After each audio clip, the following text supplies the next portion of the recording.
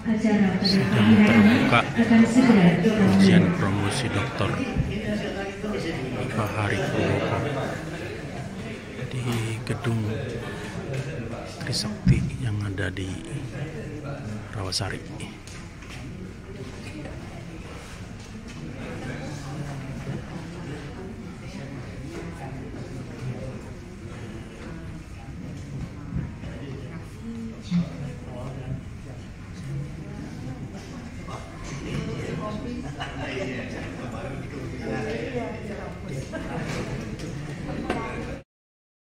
Esos MM selaku Wakil Rektor 2 Institut Transportasi dan Logistik Trisakti. Yang kami hormati Bapak Dr. Insinyur Prasaja Ricardianto MM selaku Direktur Pascasarjana Institut Transportasi dan Logistik Trisakti. Yang nama Hari Purwoko dengan nomor induk mahasiswa. Selama sidang dan ujian, acara akan dipandu oleh pimpinan sidang. Yang kedua, agar semua hadirin dapat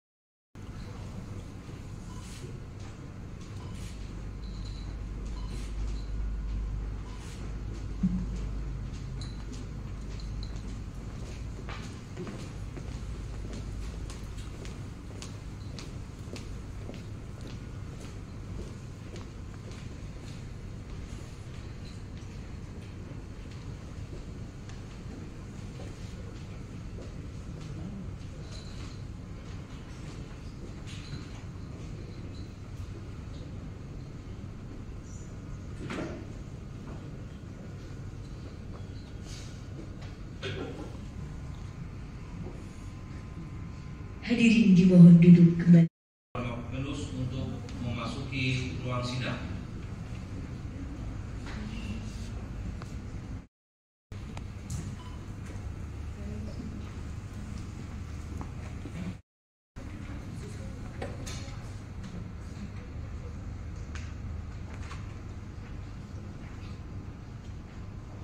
Saudara Bapak Pelus, apakah Anda sehat dan siap untuk ujian hari ini? Ya, sehat dan siap. Silakan.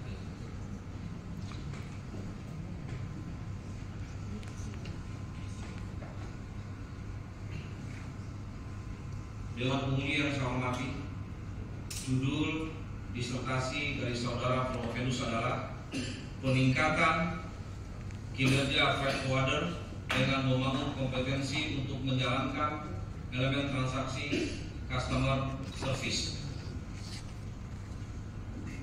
Untuk selanjutnya, pada kesempatan ini saya mempersilakan kepada tamu undangan yang sudah hadir di tempat ini. Izinkan saya memaparkan tentang singkat mengenai peningkatan kinerja freight forwarder dengan membangun kompetensi untuk menjalankan elemen transaksi customer service. Mengapa mengambil tema ini? Karena pengalaman saya 20 tahun memimpin divisi atau bagian dari customer service. Agenda pada pagi hari ini saya short saja, pendahuluan landasan teori, metode penelitian, hasil penelitian, juga simpulan, rekomendasi, dan implikasi kebijakan. Ya, sebagai latar belakang, saya mengambil hasil survei dari Bank Dunia, yaitu Logistic Performance Index tahun 2023. Jadi setiap 2 tahun Bank Dunia mengadakan survei ke seluruh pelaku industri ekspor dan impor khususnya untuk melihat bagaimana kinerja logistik di setiap negara. Dan tahun 2023 kita mendapatkan angka bahwa terjadi penurunan peringkat dari tahun 2018 dari peringkat 51 ke peringkat 61. Dan ini sangat memprihatinkan. Ya, hampir semua sektor yang ditanyakan, elemen yang ditanyakan itu mengalami penurunan kecuali custom.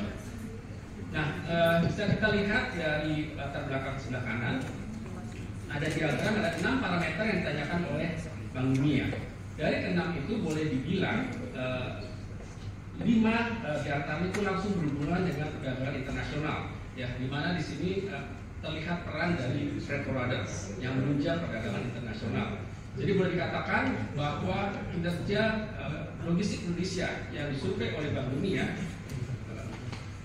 secara mayoritas banyak dipengaruhi dari kegiatan freight forwarder di negara kita.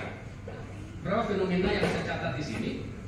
Pertama, belum adanya lembaga resmi di negara kita yang mengatur logistik, ya sehingga terjadi tumpang tindih, terutama dalam hal peraturan. Kemudian kompetensi itu masih dianggap kompleks dalam implementasinya. Kebutuhan tenaga manusia di kompetensi masih sangat sulit sekali di Indonesia. Kemudian terbatasnya kapasitas dan belum adanya standar kompetensi customer service, khususnya di sektor freight forwarding. Ya. Sebagian besar customer service yang bekerja itu bukan lulusan sekolah logistik, apalagi mereka latar belakang freight forwarder. Pemahaman mereka dalam mengelola ekspor dan impor lebih didasari oleh pengalaman atau learning by doing. Kemudian terdapat indikasi ketidakpahaman customer service terhadap konsep elemen transaksi customer service. Secara singkat dari posisi penelitian yang saya pelajari 70 jurnal yang berkaitan, tidak ada yang bersinggungan langsung dengan kompetensi customer service, apalagi terkait dengan kinerja. Jadi hal ini mendorong saya untuk mempelajari kemungkinan membangun suatu kompetensi customer service untuk bisa mencapai kinerja yang diharapkan. Beberapa kesenjangan dari penelitian yang sudah ada, contohnya dari Sadri, dia hanya mengukur kompetensi yang dibutuhkan jasa logistik saja, tetapi tidak secara khusus ke customer service, jadi secara umum, baik itu operatornya, baik itu bagian gudang dan sebagainya, tapi tidak ke posisi customer service, apalagi untuk bidang freight forwarding. Menurut Christopher dan Hinson, mereka meneliti pentingnya memahami pelanggan, mengelola pemahaman pentingnya dan elemen transaksi customer service, namun tidak dikaitkan dengan kinerja logistik, apalagi freight forwarder. Kemudian dari Mediana Rahadi dan Katubek juga menekankan peranan customer service dalam menjalankan elemen transaksi, namun tidak dikaitkan dengan pencapaian kinerja logistik, apalagi dalam sektor freight forwarder. Kemudian yang berikutnya dari Yang Su dan Lin Song hanya melihat pentingnya implementasi manajemen freight forwarding dan customer service terhadap kinerja, tapi tidak membangun kompetensi yang melatar belakangi bagaimana bisa menjalankan elemen transaksi customer service. Nah, dari sini ada beberapa kebaruan yang saya dapatkan berdasarkan dari state of the art yang sudah saya kumpulkan, di mana belum adanya penelitian yang sama dilakukan oleh para peneliti terkait pentingnya memiliki standar kompetensi customer service pada bidang jasa logistik, khususnya freight forwarding. Kompetensi customer service yang ada itu secara umum dibuat untuk semua industri. Jadi sangat berbeda sekali dengan kebutuhan di bidang freight forwarding. Dan karena itu menjadi satu masukan buat saya juga bagaimana membuat ini semacam body of knowledge, bagaimana kompetensi customer service secara khusus dapat diusulkan menjadi sertifikat profesi. Kemudian yang kedua, kebutuhan posisi customer service lebih diutamakan pada mereka memiliki latar belakang operasional, ya. Sehingga implementasi atau pemahaman mengenai transaksi customer service tidak bisa dijalankan dengan baik atau maksimal pada sektor logistik, terutama freight forwarding. Dan belum adanya penelitian tentang latar belakang pendidikan yang tepat, yang pas untuk mengisi posisi customer service logistik ini. Namun demikian, dalam penelitian kali ini saya memfokuskan yang pertama saja, bagaimana untuk memiliki standar kompetensi yang dibutuhkan oleh posisi customer service. Dari identifikasi masalah ada 3, sekaligus ini menjadi variabel dalam penelitian saya. Yang pertama, kinerja perusahaan freight forwarding yang menjadi variabel endogen, yaitu hasil atau output yang kita harapkan, di mana pencapaian kinerja dipengaruhi oleh trading across border yang berkaitan dengan ekspor dan impor. Contohnya biaya-biaya, kemudian kelengkapan dokumen dan transit time atau lead time. Berikutnya adalah elemen transaksi customer service yang menjadi variabel intervening, ya, di mana customer service perlu menjalankan 3 tahap elemen transaksi, yaitu pra transaksi, tahap transaksi, dan tahap pasca transaksi. Dan yang ketiga adalah kompetensi customer service yang menjadi variabel eksogen. Ada 4 kompetensi yang saya teliti di sini, ya, di mana mereka perlu memiliki kompetensi yang tepat sesuai dengan yang dibutuhkan. Tujuan penelitian adalah untuk melihat pengaruh dari setiap variabel tersebut. Ya, nomor 1 sampai 4 adalah pengaruh dari variabel eksogen terhadap variabel endogen. Nomor 5 adalah pengaruh dari variabel intervening terhadap variabel endogen. 6 sampai 9 adalah lihat hubungan variabel endogennya.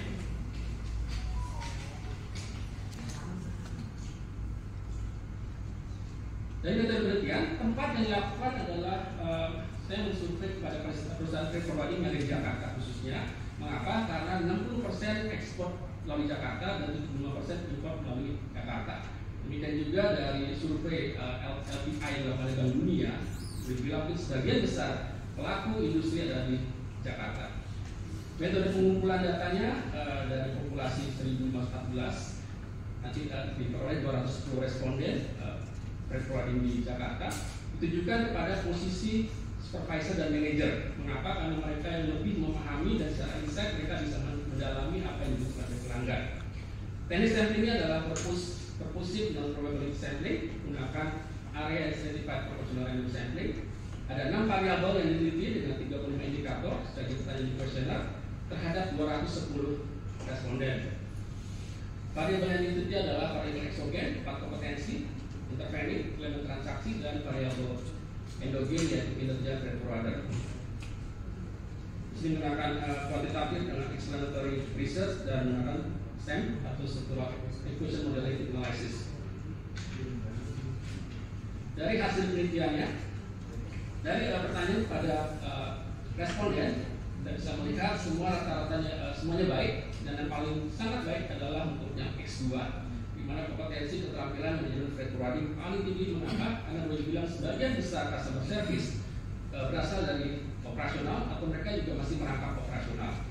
Yang rendah adalah Y, walaupun dia baik, ya, kinerja freight forwarding. Kenapa? Karena kurang informasi mengenai pendapatan perusahaan. Jadi pada mereka bekerja, tetapi dari manajemen tidak menginformasikan mengenai perkembangan perusahaan. Dari uji konstruk validitas dan reliabilitas terhadap variabel eksogen, intervening endogen, kita bisa melihat semua hasilnya baik. Dari hasil uji analisis faktor konfirmatori eksogen dan tulis faktor lebih dari 0,5 baik. Kemudian dari analisis konfirmatori intervening endogen juga loading factor yang lebih besar daripada 0,5. Jadi boleh bilang valid dan bisa dipergunakan untuk penelitian lebih lanjut. Secara konstruk reliabilitas, melihat realitas daripada semua variabel. Saya tadi. Secara eksogen bisa dipindah sini. Berarti memiliki realitas yang baik. Kemudian untuk yang intervening dan endogen juga di atas 7. Dan 0,7 berarti memiliki realitas yang baik. Secara uji validitas dan realitas hasil tadi dinyatakan baik. Pertama kaitannya dengan membangun kompetensi. Apa yang harus direkomendasikan untuk membangun kompetensi? Baik, terima kasih Pak Prof. Jadi yang disuruhkan untuk membangun kompetensi adalah pertama dari manajemen dulu Pak. Manajemen itu harus mulai melihat pada customer service.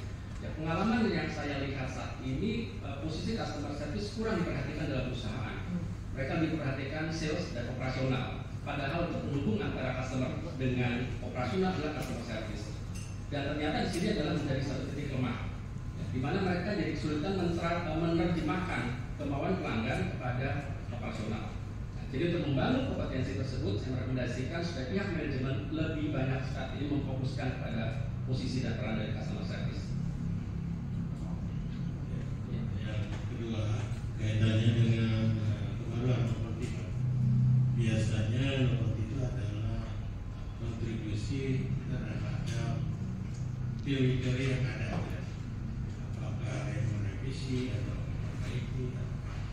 Nah, di sini teori apa yang Bapak revisi atau tambahkan atau berkaya?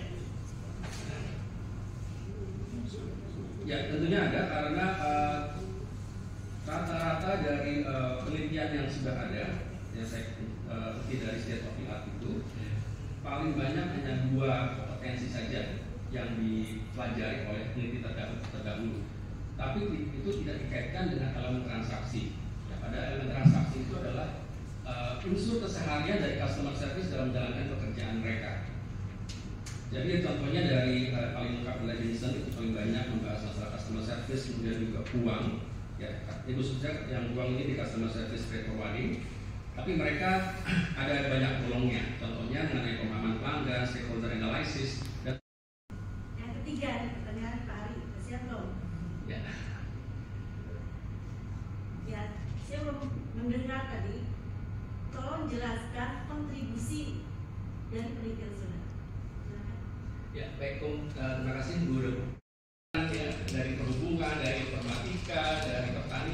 semuanya bisa digabung di satu, jadi satu lembaga atau kementerian. Dan satu lagi adalah melihat latar belakang customer service sendiri. Ada sebagian besar pelaku logistik itu bukan dari sekolah logistik. Ya kita bersyukur CTL sekarang memfokuskan untuk logistik, ya mudah-mudahan bisa dilahirkan lebih banyak lagi logistician yang selamat dulu kepada orang tua ya, sampai ke final tidak terlihat dan kinerjanya juga bisa kita sebutkan ya, karena target publikasinya sudah publish. Ya pas waktunya. Oke, jadi kalau saya perhatikan memang Pak ini konsep untuk meningkatkan kinerja customer service sebenarnya ya. Yeah. Bisa nggak mungkin Bapak memberikan sedikit contoh atau benchmark customer service di industri mana yang mungkin kinerjanya bisa dinilai cukup mendukung ya untuk kinerja industrinya tersebut. Mungkin bisa ada gambaran. Baik, terima kasih sudah sebetulnya ada sebenarnya perbankan ya, cuma saya agak abaikan perbankan yang berkaitan dengan logistik itu ada dua, industri pelayaran dan industri ekspres atau kurir. Ya. Dan saya melihat customer service di pelayaran maupun di industri ekspres itu ya agak mirip dengan perbankan, karena mereka sudah sangat mengandalkan komputer, digitalisasi atau sistem. Ya. Mengapa? Karena produknya itu standar, ya. Dalam kata-kata 5 tahun ke depan. Kemudian yang penting adalah bagaimana kinerja perusahaan itu dikaitkan dengan kinerja customer service. Itu yang belum. Ya. Makanya nanti mungkin sebagai saran juga di sini rekomendasi bahwa tadi juga Bapak sudah sampaikan bahwasanya Bapak mengembangkan teori, mengembangkan teori. Kalau nggak salah tadi Bapak mengembangkan teori result based view, Pak ya. Ini teori yang berhubungan dengan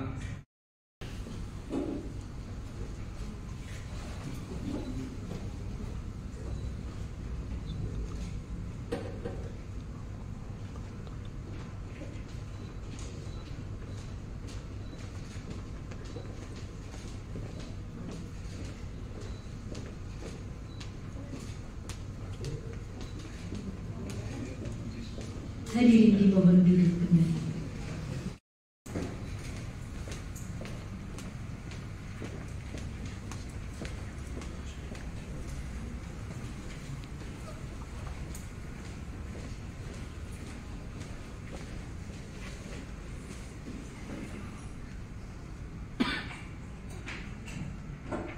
Hadirin kami persilahkan.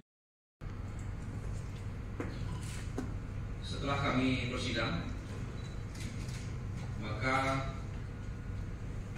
Dewan Penguji menyatakan Romo Evendus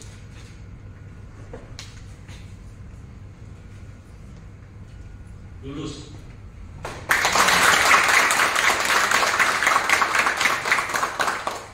Pada sidang promosi doktor hari ini dengan nilai A.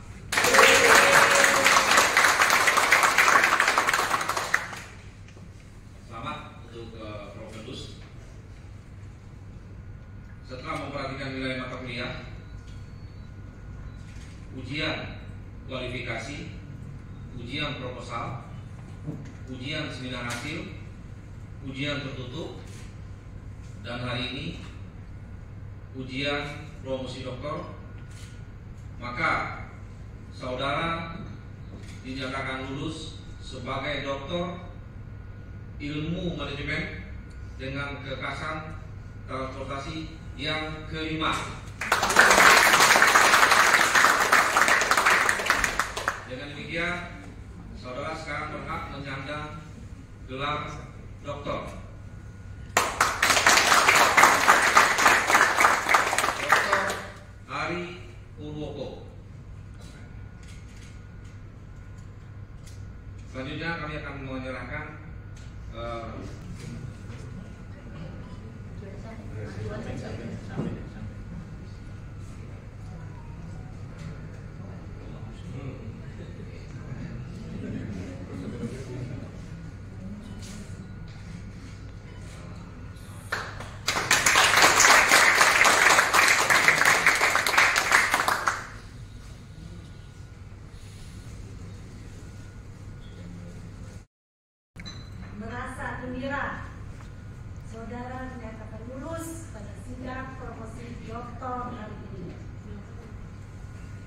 kami semua telah berusaha membimbing saudara. Pengalaman saya mengenai jasa kesehatan saya, jujur saya nggak kepikiran ngambil S3 ya, karena faktor usia juga mungkin karir juga udah kemana lagi sih ngambil S3 buat apa gitu ya. Tapi waktu ikut kunjungan industri ke Semarang pada waktu itu ya, tanda petik sedikit diracunin sama teman-teman dosen yang sana ya, Pak Haris bilang udah ambil aja. Bu Nonon juga coba aja Pak ambil, kayak mau buka S3 kayak mau Pak Terena juga begitu bilang coba aja Pak Ical Trisakti ada mau buka S3 ya. Nah karena atas dorongan teman-teman saya mendaftar last minute ya. Dan apalagi saya cukup banyak waktu sekarang. Sidang ditutup. Dipersilakan kepada Dewan Penguji untuk memberikan ucapan selamat kepada Dr. Hari Purwoko dan berfoto bersama dengan Komisi Penguji dan Dewan Penguji. Dipersilakan.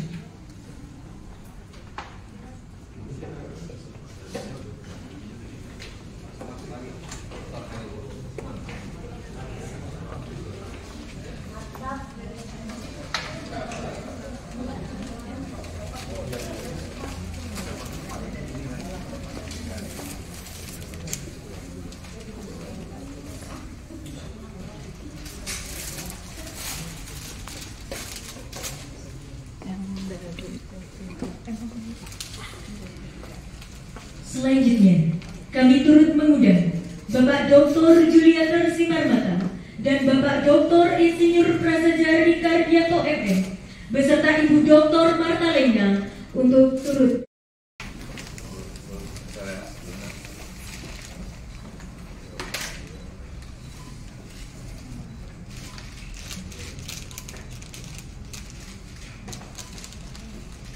Kami turut mengundang keluarga dari Bapak Dr. Hari Purwoko untuk bergabung bersama.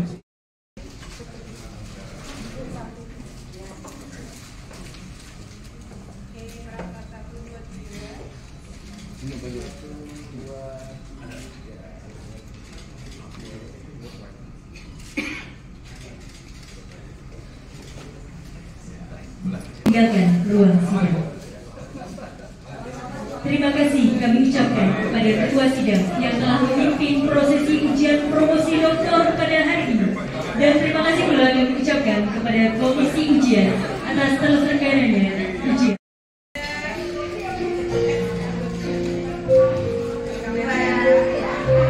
Pak Hari lulus hari ini sidang doktor, sidang terbuka promosi doktor. Tadi ruangannya penuh.